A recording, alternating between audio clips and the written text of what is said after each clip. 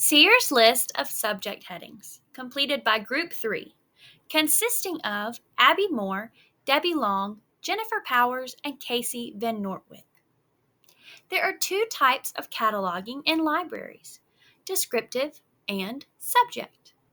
Descriptive cataloging organizes materials through titles, dates, and authors. Subject cataloging deals with what the material is about. In this presentation, we will explore the Sears list of subject headings. What is the Sears list? When libraries began to grow, descriptive cataloging as the only means of material retrieval became less ideal. By cataloging material by subject, all materials dealing with that subject can easily be retrieved. Simply put, the Sears list is a list of different subjects. The Sears list of subject headings was first developed in 1923 by Minnie Sears. It is considered a standard authority list in subject cataloging. Meant for small to medium-sized libraries, the Sears list allows librarians to meet the specific needs of those patrons.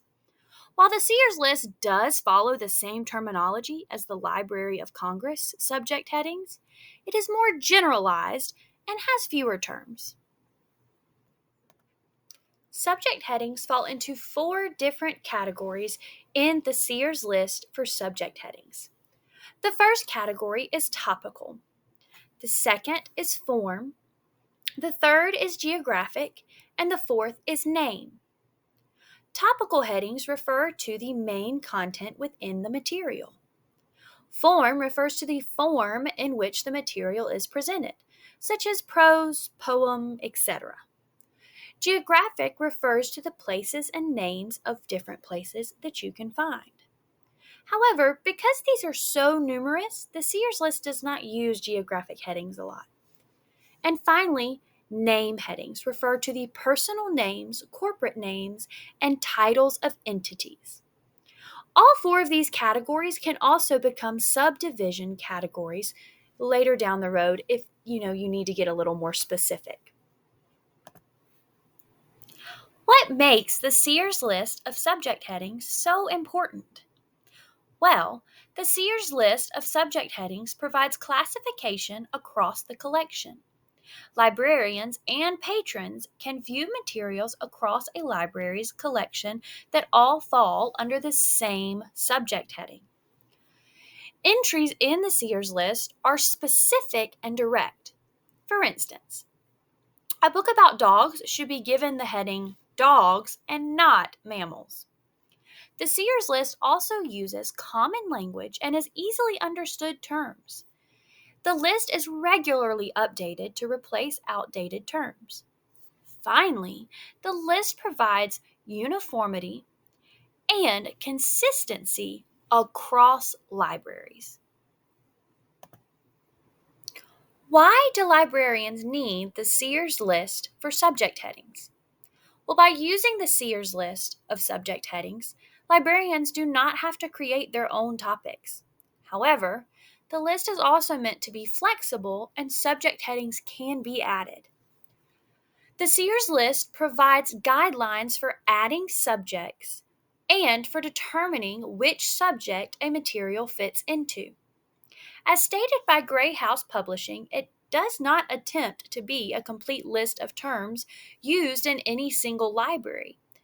But the Sears list for subject headings is a list of headings most likely to be needed in a typical small library, and a pattern for creating other headings as needed. When do you use the Sears list of subject headings? Though many library management systems, such as Destiny, provide most of the cataloging and tagging information needed for adding new resources to your library, there are times when school librarians will need to categorize their own entries. This happens when a book is published by a local author, or when they need to personalize how they manage a collection or even a subdivision of a collection. In this case, you would use the Sears list to help you find all of the recognized and most common subcategories of that topic. Where do you find the Sears list of subject headings?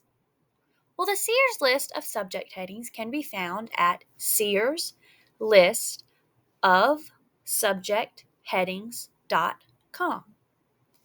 This list is available in both print and online formats. Purchase of the printed list includes 1 year of access to the online version. The printed list costs $195.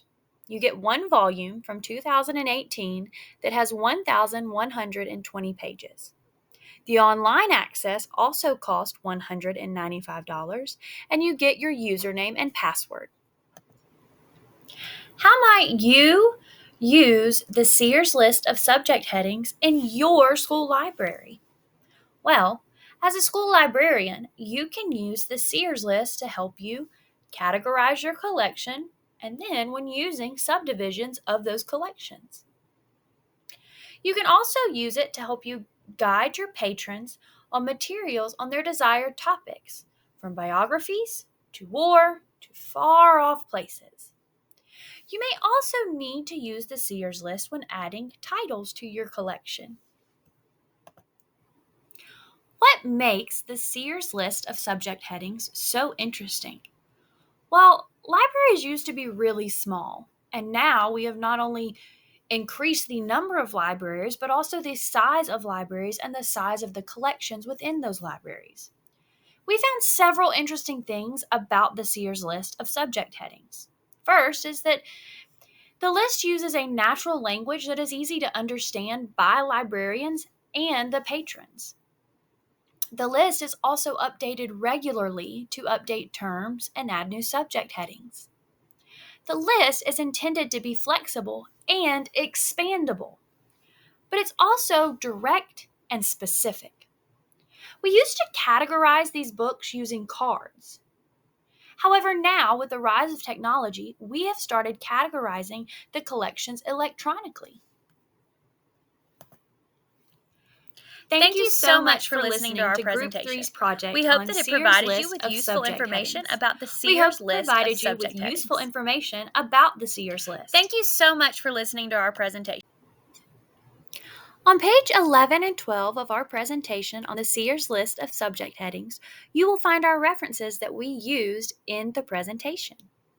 If you're interested to learn more about the Sears list of subject headings, click on one of these and use them, and maybe you'll find something that we didn't mention in our project. Thanks, and we hope you enjoy it.